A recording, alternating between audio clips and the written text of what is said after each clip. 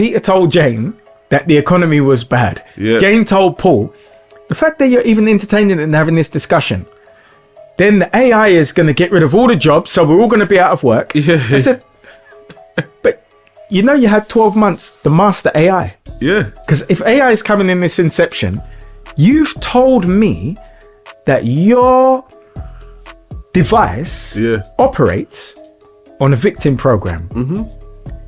So why I'm saying you have a shit operating system is because the lines of code have written, things happen to me. Yeah. I have no control. All validation is external. Yeah. I'm a victim. They have the wealth. They control. Yeah. They rub it in our face. Of course. They cut taxes for them. Because if the system went dark, I'm going to be good because my life won't change. And remember, I've been training 23 years. Mm-hmm. How would you fare? Yeah. So I know if this system went dark, I'm going to be all right. Because I've been training for 23 years to have nothing as a backup except me. Yeah. Now, if you had to start that from scratch, how would you fare? And imagine if you're just adopting instant gratification, convenience, instant gratification, convenience.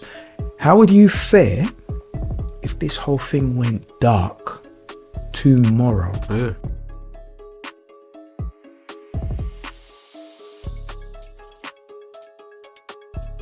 We speak a lot about programming, but we act as if that gets us out of our program, which it doesn't. And what I want to speak about today is the program that you contain, your operating system. And I'm going to preface it with this. Can a device run on two different operating systems? So can it run on an Android and a Windows system? Can it run on an Android and an iOS system? That's a rhetorical question. The answer is no. And we run, by and large, from our indoctrination on a Christian program that seeks external validation created by the establishment to make us servants. Because that's how they keep the status quo of what they've created. And I don't disagree with them as a pragmatist. They're right for their interests. However, I'm not a droid within their system, and I don't have any monkey in their circus. So I'm going to ask you the question. Are you operating on a shit program? We are programmed by our teachers who understand the nature of human beings. You give us a gold star, we behave and we do what you want. I get another gold star. I want to beat my classmates and get another gold star. So I'm willing to give up who I am for my teacher who'll give me a gold star. Now, if I really challenge my teacher, not even being rude to my teacher, and my teacher feels challenged, they will just say, Dean, go outside the classroom. Mm-hmm. So it comes down to the balance of how much I am willing to be out of the classroom and how many gold stars I want. Yeah. Now, there was something that happened in my school where a teacher named Miss Rowe in 1983 told me to go and stand in the corner. Mm-hmm. And before I went and stood in the corner, I picked 13 gold stars off the star chart and I rinsed them under my foot. And the closest person to me had 8 stars.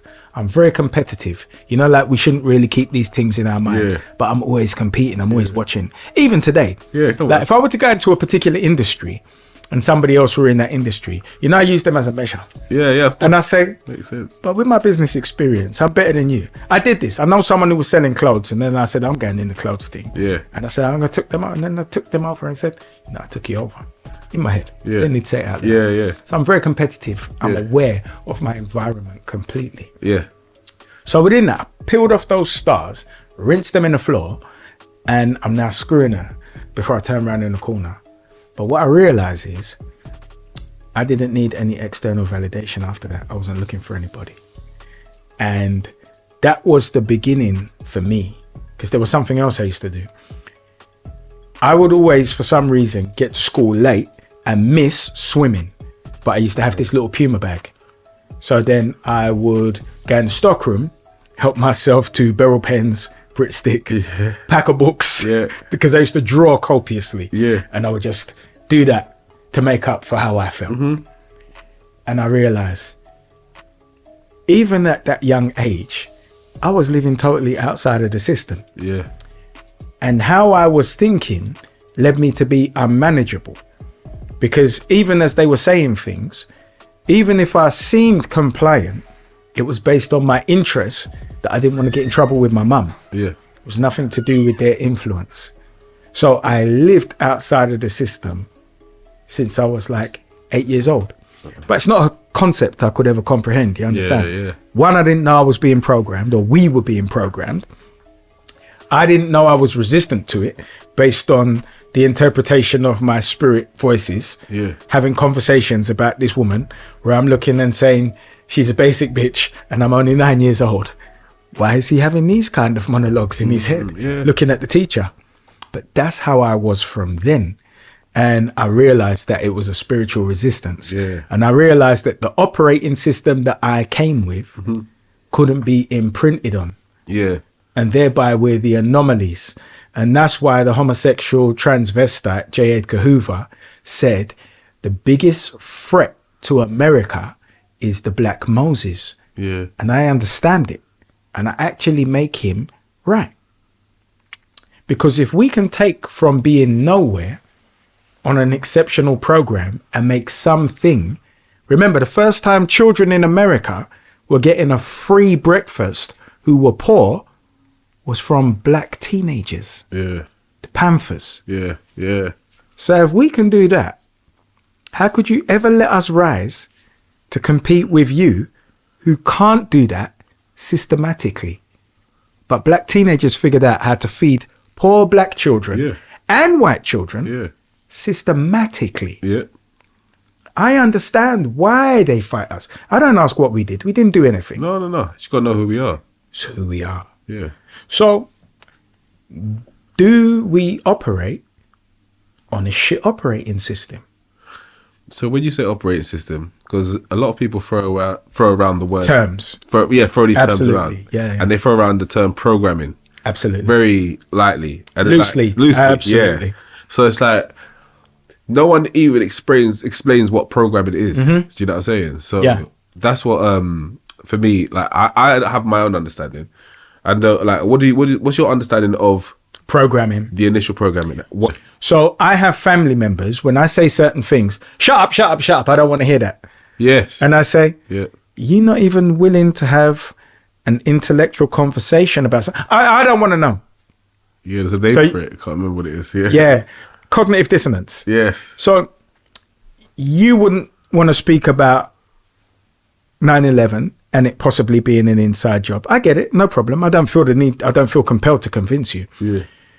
If I were to say that the Irish Republican Army were freedom fighters because previously the British Army would break into a house and rape a man's wife in front of him and just take her upstairs with the children, or kill people like they kill blacks in the States, or they used to kill us in the 70s because this is who England are as part of their occupation. No, I don't want to hear that. They're terrorists. I say, but soldiers protect their own borders, right? And if you didn't have a military, it's because you didn't need a military. And if you have a military that's in somebody else's land, and you're the invader, then you're the bad guy. It's like when they were calling the Iraqis insurgents. No, they're counter-insurgents. You're insurgents. They're counter-insurgents. So what you're doing is you're inverting terms to make them fit you. Now, for all the people who are programmed and propagated to receive you as an authority, well, they just take it, spoon-fed. All these insurgents, they're leaving bombs for our soldiers. They say, hold on. Iraq is 7,000 miles away from Britain. And Iraq is no threat to Britain. Iraq was under a trade embargo for 14 years, which means they had no money and no possibility of creating any weapons of mass destruction. Thereby, they don't have them. In fact, I'm quietly confident that Iraq's weapons of mass destruction are in Hamas tunnels. They're in the same place. They don't exist. So when I talk about shit programming, does your operating system incorporate independent thought, Or are you willing to adopt in the same way that we believed we were getting an education when we were being indoctrinated, as you will watch the news like it's 1983 when everything was sunny and we were a little bit greener, and you just used to believe everything they said? Because in 1986, when I watched the news and President Reagan said, just say no, I believed him. But that's before I realized that he was actually bringing in the coke that was making the crack via his tool, Oliver North, the general who took the conviction for him, that they call plausible deniability. So now I ask, are you operating on a shit operating system? 100%. So, but when we say operating system, we have to go as deep as codes. Absolutely, because your operating system is informed by lines of code every day. You know, so I imagine you would say educated in school for 15 years. Now I'm saying you're programmed. So the first thing that happens is we deal with looking at the royal family lineage of England. I'd say before that even. I say like, please, let's talk about, like you said, let's go into the education. Before we leave that. And let's go into the alphabet. So the alphabet is part of the coding. Absolutely. Especially the English alphabet. The Western, absolutely. The Western alphabet. So how the A, B, C, D, and how we look at it, even to the tone of the song, the key the song's in the same key as Baba Black Sheep, Have You Ready? You know what I mean? It's Twinkle, Twinkle, Little Star. So all the same, even the melodies that you're learning. And so it's like, it's part of the programming. Then you've got the maths. And you got the fact that we start counting from 1, which is throwing off the real programming in the first place. The zero. You know what I'm saying? How much of 0 makes 1? So, because 10 still exists, and so does 20. The concept of 0 and 1, because there isn't nothing. Exactly. There's something. Because 10 is something. Absolutely. So as long as 10 is something and 20 then is 0 is something. 0 is something. Absolutely. Computer codes are binary codes of zeros and ones. Yeah. See, there you go, zeros and ones. Do you know what I'm saying? So like, it's the coding that we forget that's the initial coding of our programming. So first it contains how we comprehend learning. And then language. And then it's incorporated to become behavioral. So on that behavioral point, I remember I went to one of my son's assemblies, and all the kids, so they're sitting down with their cross leg, and all the kids are talking. You know when you hear that? And you got all layers of voices. And watch what the teacher did. And I saw, zoom. All the heads turned around, face the front, silence. And all the parents, we looked at each other like this. And then when all the kids, they had their attention and they're all front and they had this docile look on their face. And I looked at my son, I said, nah, we got to break that. And the teacher did this again. And then they sat up and then she started talking. Silence. She didn't say be quiet like this, guys. No, she just, and it was like Malcolm X went, So that is actually a tool that they have in schools now. Which is behavioral. So when I say we are being programmed to serve the status quo and understand things in a certain way, that's why I say with like where even when I say they give us the wrong color, they tell you you're black, you just take that. They'll tell them they're white and they just take that. They'll tell people whatever they want to tell them. But white only exists because we have to be black. I hear what you're saying, but even just in terms of the way they look, the way they describe skin color is totally off anyway.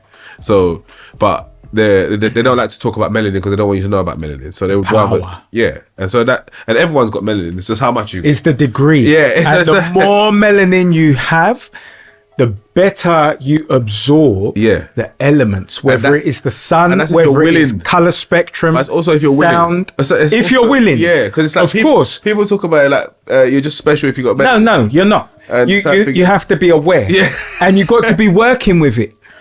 Because if you weren't getting your vitamin D and you weren't aware of the things that actually benefit melanin, that's right. All you are is a calcified dog. And what the animals do, they eat, sleep, shit, and fuck. So, and it's the programming of what value. Yeah. What is of value? So, like, a lot of people hold things of value in the wrong place. That don't have value. Yeah. That have no value. Yeah. So that the things that have zero value are in the highest place. And it's like, even when we can constantly buy everything that we ever want, and it won't fill the hole. And at what point are we gonna just, because we realize that we would buy it, and we realize that we get the car, we go on the holiday, you get the girl. That's not it. Like, I'm not full. So as long as like they can sell you this life, they can sell you stuff. And herein lies the point. The programming. At some point, if you have unlearned, you have to turn your, well, it's not have to, because you don't have to do anything. Yeah. But what happens as a byproduct of you applying your own programming is